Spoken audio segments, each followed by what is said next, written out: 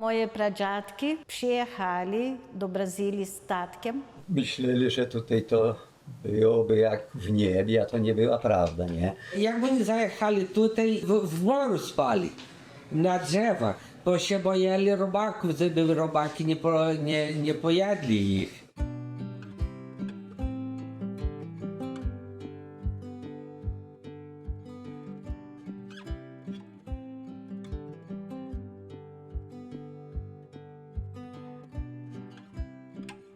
Cała historia Dom Feliciano zaczyna się pod tym krzyżem. To właśnie tutaj osiedlili się pierwsi Polacy, wbijając drewniany krzyż w miejscu obecnie stojącego. Skąd w ogóle wzięli się oni w Brazylii?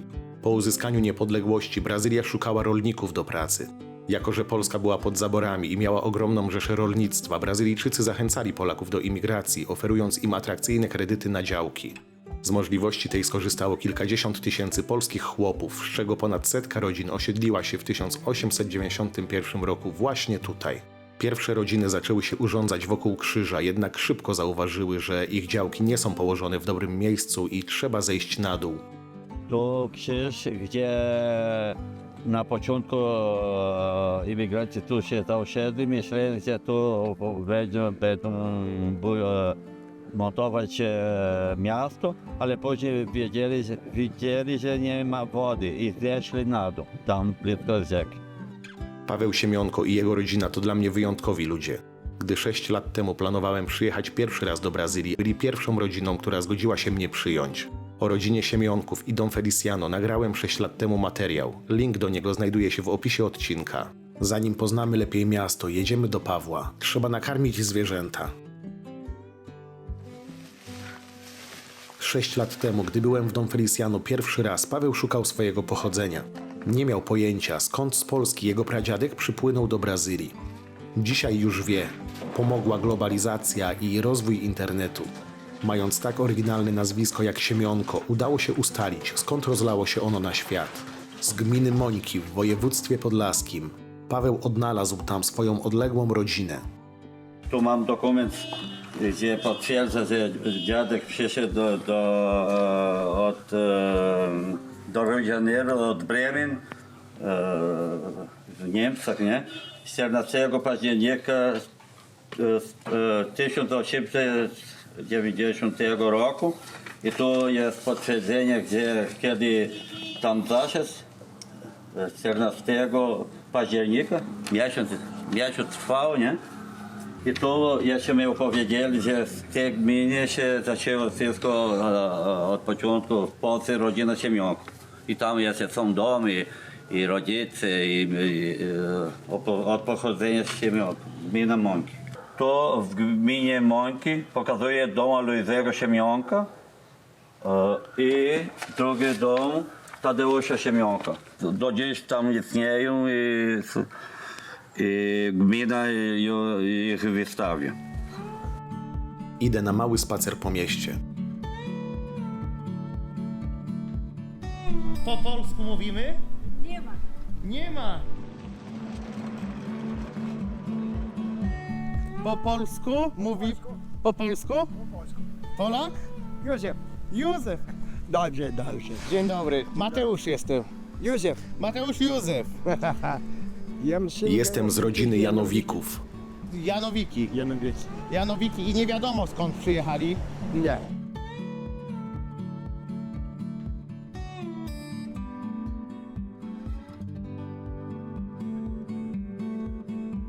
Moje dziadki z Polski przyjechali na Okręcie, wzięli 2 miesiące, żeby zajechać, ale kiedy przyjechali i skąd oni tam przyjechali, ja nie wiem.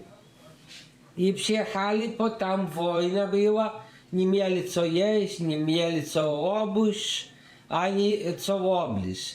Także uciekli z tej wojny i przyjechali do Brazylii. Jak oni zajechali tutaj, nie mieli, w morzu spali, na drzewach, bo się bojali robaków, żeby robaki nie pojedli ich. I tak było ciężko na początku, ale dużo robili i teraz już dla nas, dziękować Bogu, tutaj dobrze, mamy nasz dom tutaj. ze żonką i z dzieciakami mieszkamy i dziękować Bogu, tak dobrze tu jest.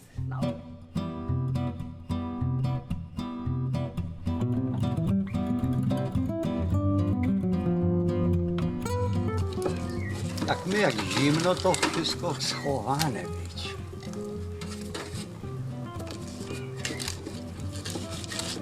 Tutaj mamy pszczoły, to nie mają żądła, można ich bez niczego robić. Tutaj nie widać, bo to zima, oni są u dołu, ale jak gorąco, to nie frugają, pięknie patrzeć. I miód od tych pszczółków to jak lekarstwo, nie? Moje dziadki mówili, od strony ojca, nie, przyjechali obydwa z Polski, ale nie wiem w jakim roku, nie wiem skąd z Polski przyjechali i pradziadki od strony matki. I przyjechanie na nich też to było trudno, bo okręty jechali długo czasu, nie mówię, że 30 dni, 30 noc. Jak opowiadałem, że dużo to marło jak na jaździe tutaj do Brazylii, nie? I te korpusy tych, co zmarli, to rzucali do morza, bo przecież 30 dni to sobie zrobili z tymi korpusami. No i jak nam opowiadali, że to trudno było, ciężko, jak tutaj dojechali, nie? Bo myśleli, że tutaj to byłoby jak w niebie, a to nie była prawda, nie? Oni dostali mało co, żeby pracować. Sam bór, ziemia, musieli bór wziąć i zwalać i palili, dopiero coś nie sadzili i żyli z tego, co posadzili, nie?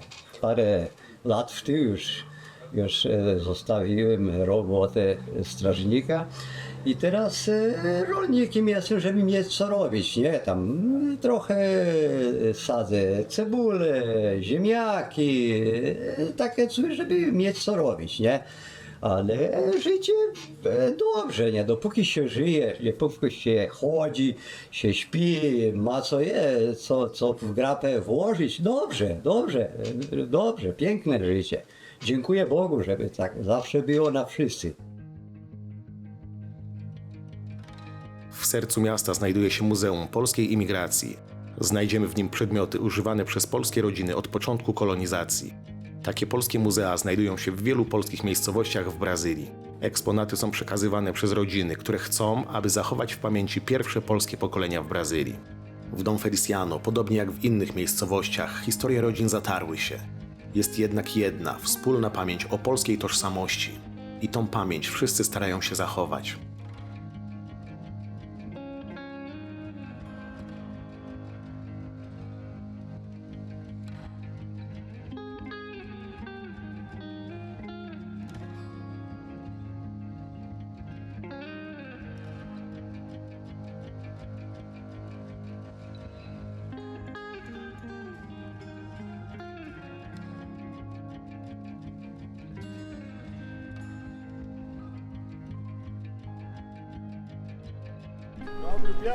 Dobry wieczór. Dobry. Leon Kwiatkowski, mój dziadek. A wiadomo, skąd Leon Kwiatkowski był, czy nie? On krakowiak był. To jeszcze się trzyma. To tak jeszcze się zaśpiewa. Jeszcze Polska nie zginęła, póki my żyjemy. Jeszcze wódka nie skwaśniała, bo ją wypijemy.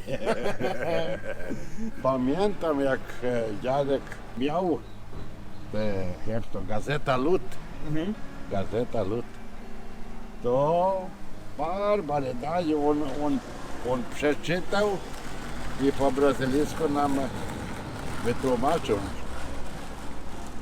I to już kiedy i później to był, ja jeszcze siurkiem byłem. Rodzina się wychowała. Później kobieta mnie wykotłowała z domu. Chciała pewno jakiegoś drugiego chłopa pewno. trzeba jednego wykotować, żeby drugiego zaprosić. Ona się uszykuje do żenienia. No i ma się ubierze w białe. Te nasze rządy to tak zarzędą, że dla nich, dla kobietów dobrze.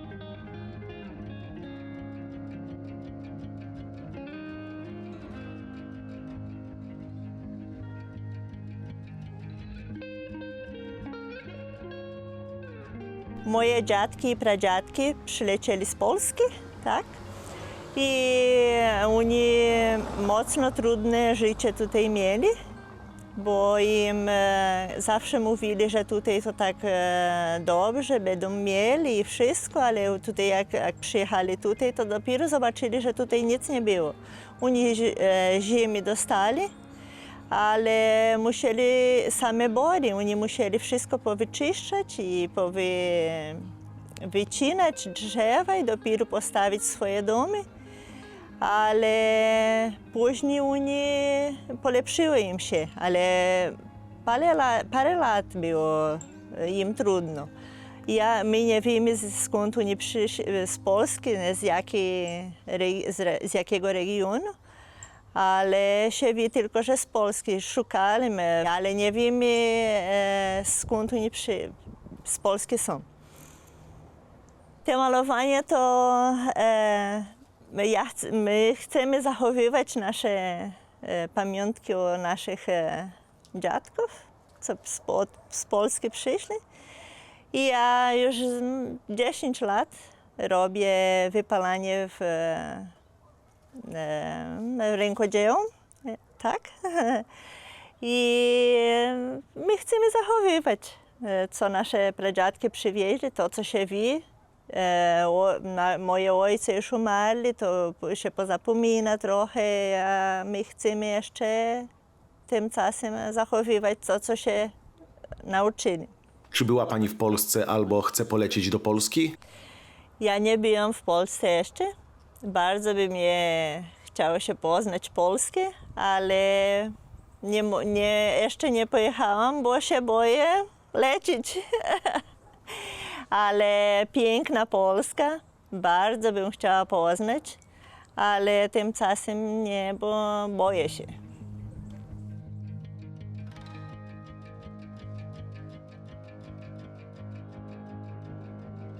To jest moja robota. Ja robię wypalanie na drzewie. I tutaj to jest napisane Boże, błogosław nasz dom. A tutaj Matko Boska Częstochowska, nasza padroeira.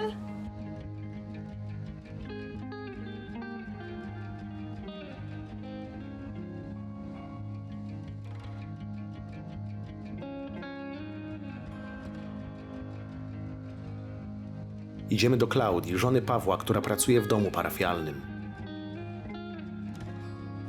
Dalej pracuje tutaj, w domu parafialnym. To będzie już 16 lat. Teraz ksiądz Tomasz jest na urlopie, jest w Szczecinie. W tej chwili przychodzi tu wiele osób, ponieważ księdza nie ma, ale dalej szukają pomocy i wsparcia, a ja staram się im pomóc. Mam dużo pracy, naprawdę dużo. Oprócz obsługi klientów zajmuję się tu również księgowością. A ty, Mateusz, jedź szybko do Szczecina, to spotkasz się z księdzem. No i niestety nie udało nam się spotkać. Ksiądz już wrócił do Brazylii, ale proszę Cię w tym momencie, abyś skomentował odcinek. Niestety te moje nowe filmy z Brazylii mają mało komentarzy i algorytm uznał, że nie warto ich pokazywać. Gorąco Was proszę o komentowanie, bardzo mi to pomoże. Mam jeszcze pytanie, czy ktoś z Was zna snycerza, osobę rzeźbiącą w drewnie? Jest szansa, żeby zrobić piękną rzecz dla tej Polonii brazylijskiej i szukam cały czas kogoś, ale nie mam nikogo. Także jeżeli znacie kogoś albo sami, jeżeli sam się zajmujesz rzeźbą w drewnie, to bardzo proszę odezwij się do mnie. No i co, wracamy do odcinka, wracamy na plebanię. Przyszła tam akurat kobieta, która miała sprawę do księdza.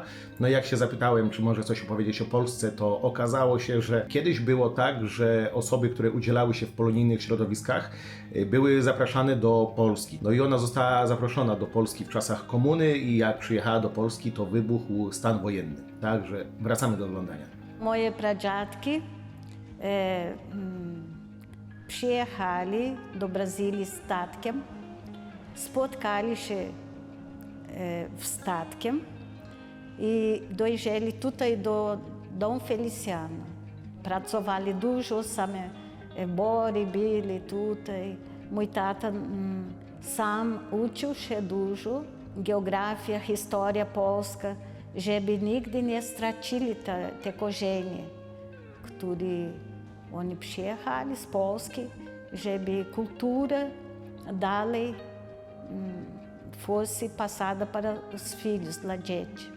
Kiedyś miałam 95 lat, to tańczyłam w grupie folklorystycznej polskiej, czytałam w kościoły liturgia polska i ksiądz zapytał mnie, czy ja chciałam na studia w Polsce.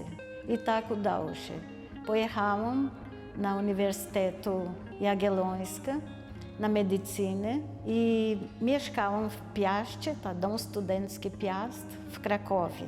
I już na drugi rok skończyłam pierwszy rok i już deklararam stan wojenny. Był stan wojenny i wszyscy Wszyscy się bardzo martwili, że skończy się Polska. Kolegów byli zabiti, bo malowali Solidarność w ścianach, murach. Zdecydowałam się szukać szansy na przedostanie do Warszawy. Był kurs pociągiem. Pojechałam pociągiem do Warszawy i przez 5 dni mieszkałam w domu przyjaciół. Potem każdego dnia jeździłam na lotnisko, ale nie było stamtąd żadnych lotów. I tak aż do 5. dnia, aż... Było lotnisko z dyplomatów Rusus. Był lot rosyjskich dyplomatów do Frankfurtu w Niemczech. I tak poleciałam z nimi. Wsiadłam w samolot, poleciałam do Niemiec, potem do Paryża, do Francji, a potem do Rio de Janeiro, Porto Alegre i do Dom Feliciano, mojego domu, gdzie zostałam przyjęta z wielką imprezą, szampanem i fajerwerkami. Jako kobitka, która uciekła z wojny w Polsce. Pamiętam, że kiedy przyleciałam do Porto Alegre, przyleciałam z Polski, gdzie było minus 25 stopni, a tutaj w Rio de Janeiro przyjechałam i 40 stopni było. Wszystkie media, TV Globo, Bandeirantes i inne kanały telewizyjne, wszystkie na mnie czekały. Przyjechały do Dom Feliciano, wywiadowali. Każdego dnia miałam w domu dziennikarzy i rozmawiałam, bo nikt nie dostawał żadnych informacji z Polski na ten moment. Każdy myślał, że tam wojna, że tam masakra jest. Tutaj mamy mapę, którą zrobił mój ojciec, kiedy mieszkałam w Polsce i studiowałam medycynę. I w dniu, kiedy wybuchł stan wojenny w Polsce, mój ojciec zaczął wycinać wiadomości i zbierać je. I teraz te artykuły pozostały jako pamiątka. Zobacz na tytuły. Kobieta uciekająca z Polski mówi, że miała szczęście. Kłamstwa rządu. Tu masz tego więcej. Taka pamiątka. Jak kobieta Gausza zobaczyła stan wojenny. Wszystkie te wywiady dawałam w domu. Studentka Gausza, która uciekła z Krakowa, opowiada o dramacie Polaków. Kłamstwa rządu, przerażone polskie miasta. A tu jest nawet relacja z wielkiej festy, jaką zrobiono, kiedy wróciłam z Polski tutaj. Pięknie mnie przywitano. Dom Feliciano jest małym, rolniczym miasteczkiem. Ubywa mu mieszkańców. Jeszcze kilka lat temu mieszkało tu 15 000 osób. Dzisiaj jest to niecałe 13 000. Młodzi ludzie szukają swojego szczęścia w okolicznych, większych miastach. Jadę do Tramandai, jednego z takich miast. Mieszka tu Casio Kessler.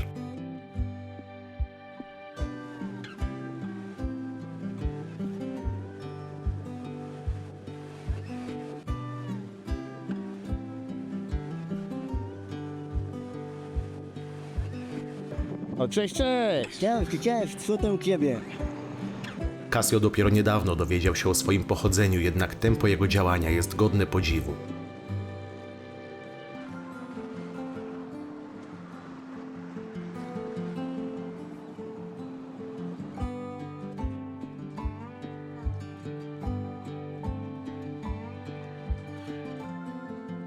Od 2022 roku odkryłem, że jestem brwilikiem polskiego pochodzenia. Rozmawiałem z moją mamą, ona powiedziała, że kiedyś mój dziadek w stronie taty powiedział, że mój Polsce, moja rodzina przebyła z Polski. Potem zdecydowałem szukać mojej polskiej korzenie. Tutaj jest akt śmierci mojej praprababici. Ja zgłosiłem notariusza i on znalazł ten dokument. Tutaj są stare zdjęcia Aurea, bo moja rodzina, kiedy przybyła z Polski, mieszkała w Aurea. Tu jest dokument ślubu siostry mojego pradziadka i tu jest karta Polaka, bo po tym, że odkryłem, że jestem brwilikiem polskiego pochodzenia, jak już uczyłem się polskiego, ja zdecydowałem odzyskać mieć moją kartę Polaka. Karta Polaka to dokument potwierdzający przynależność do narodu polskiego. Można ją otrzymać, jeżeli posiada się potwierdzenie, że przodkowie pochodzili z Polski. Jest to punkt przekreślający większość Polonii w Brazylii.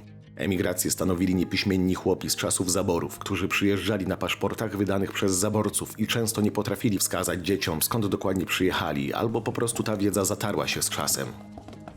Tutaj mam książki z Polski, kilka książek z Polski, bardzo fajne. W ten sposób, ponad 100 lat później, ich potomkowie nie wiedzą nawet, gdzie w Polsce szukać rodzinnych dokumentów, chrztu czy aktu ślubu pradziadków. Reprezentacja z Polski, też Polski, motor Lecha Poznań, też motor Lubin. I jeszcze mam coś bardzo fajnego. W ten sposób Polonusi są oficjalnie cudzoziemcami, nie mającymi nic wspólnego z Polską. Legia Warszawa, koszulki reprezentacji Polski. Zastanawiające, patrząc na to, że Polska ma kryzys demograficzny i uzupełnia go wpuszczaniem do Polski ludzi z Afryki i Azji. Śląska Wrocław i też koszulka Lecha Poznań.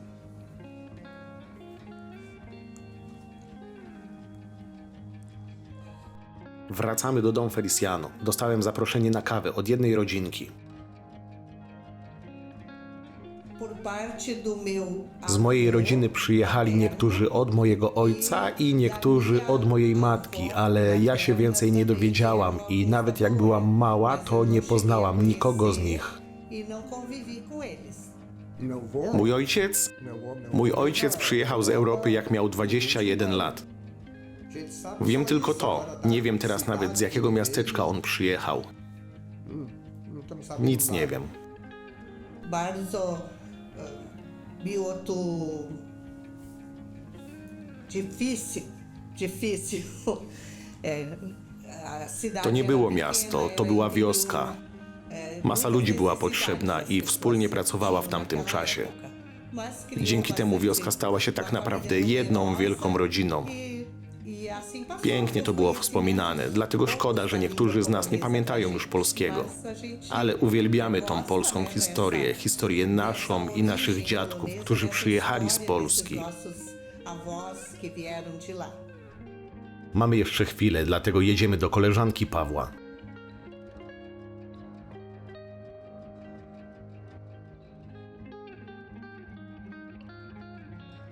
Dziadek i brat dziadka przyjechali z Warszawy, bo tam sytuacja była bardzo trudna i obiecali, że w Brazylii jest lepiej. Dlatego przyjechali do Brazylii. I jak tu dojechali, to mieli dużo trudności, bo tu nie było gdzie mieszkać, nie tylko bory byli, musieli wszystko wyczyścić, żeby budować swój dom. Dziadka nie poznałam, tylko brata dziadka. I on miał takie tęskności do swojego kraju. Rozumiem. A jeszcze jakby pani powiedziała, a skąd pani tak dobrze język polski zna? Ja zaczęłam w domu z mamą rozmawiać w rodzinie i później z tym bratem dziadka dużo się nauczyłam. 35 lat pracowałam jako nauczycielka i potem, jak zaczęła się emerytura, to zaczęłam uczyć języka polskiego, żeby się trzymał tutaj w Brazylii, tutaj w Dom Feliciano. I do dzisiaj mam jedną grupę jeszcze. Miałam grupy młodzieży, starszych i dzieci. Dzieci bardzo lepiej chcą się uczyć. Młodzieże zaczynają, ale chcą się nauczyć mówić od razu. A to nie jest tak, bo język polski jest trudny. Ta deklinacja jest trudna i ja tej deklinacji nie uczę, ale oni chcą mówić od razu, a nie znają słowa. Starsze trochę więcej mają interes. Czy myśli Pani, że ten język polski, on tutaj przeżyje, czy nie przeżyje? Trudno powiedzieć, bo młodzieże nie chcą się nauczyć. Chcą jechać do Polski, chcą pracować w Polsce, ale języka nauczyć się nie chcą za dużo. Polska jest piękna. Byłam już 8 razy. Tak? 2 lata temu byłam na kongresie na nauczycielu za granicą.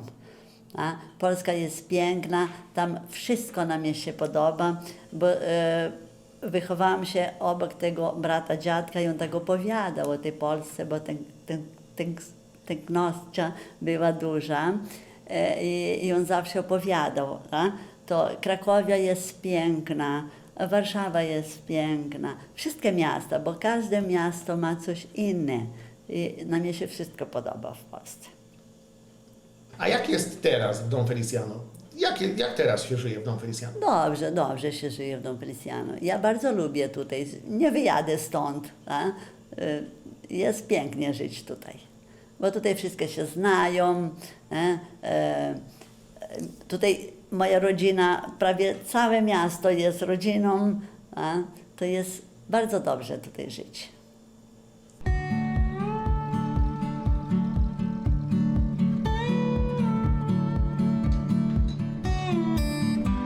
Idziemy do Kamili, córki Pawła.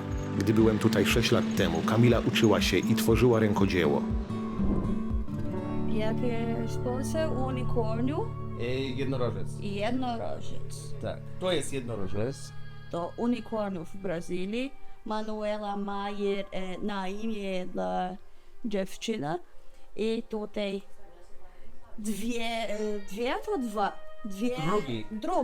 drugi jednorożec. Dokładnie. I preescolar to pierwszy lata w szkoły. Przedszkole. 6 lat temu Kamila marzyła o tym, żeby mieć własną firmę. I co? I udało się. Odwiedzamy ją w jej biurze.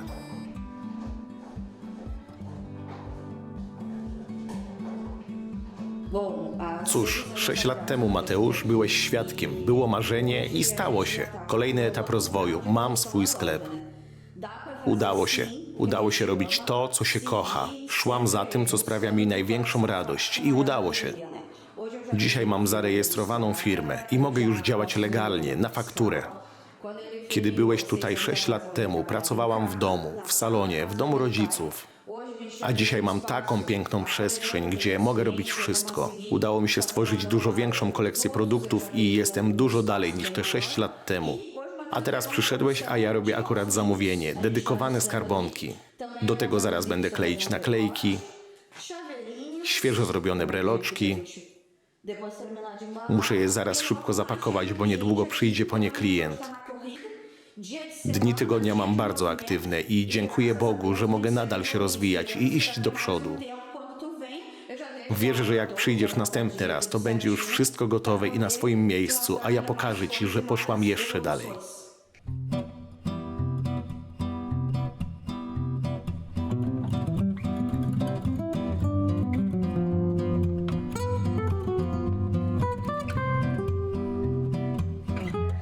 Tak teraz wygląda moje logo. Trafi nad wejście. Firmę założyłam 6 lat temu. Nie wspominałam o tym wcześniej. Kiedy przyjedziesz następnym razem, będzie już wisieć na ulicy i bardzo ładnie czekać, aż ją sfilmujesz. A to jest moja suczka. Chodź, pokażę Ci ją.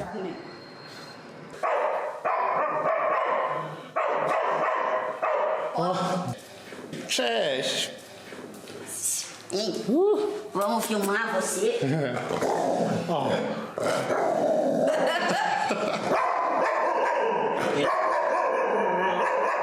Pora jechać do kolejnego miasta. Odwiedziliśmy całą rodzinę Siemionków. Została jeszcze tylko mama Pawła, Joanna. Tak pożegnaliśmy się 6 lat temu. Dziękuję pięknie. Bardzo, bardzo miło było poznać. Wszystko dobrze życzę dla Pana. Jak kiedy przyjadzie, nie, znowuż do mnie przyjdzie. Dziękuję Jak pięknie. będę żyła. Będę żyła, oczywiście, że tak. Ale 80 już. 80 to piękny wiek. Moja babcia miała 97. Tak. Tak, do 97 dożyła. Tak? Chciała żyć do tamtego. Niestety nie udało mi się zdążyć. Pani Joanna Siemionko zmarła 9 marca 2023 roku.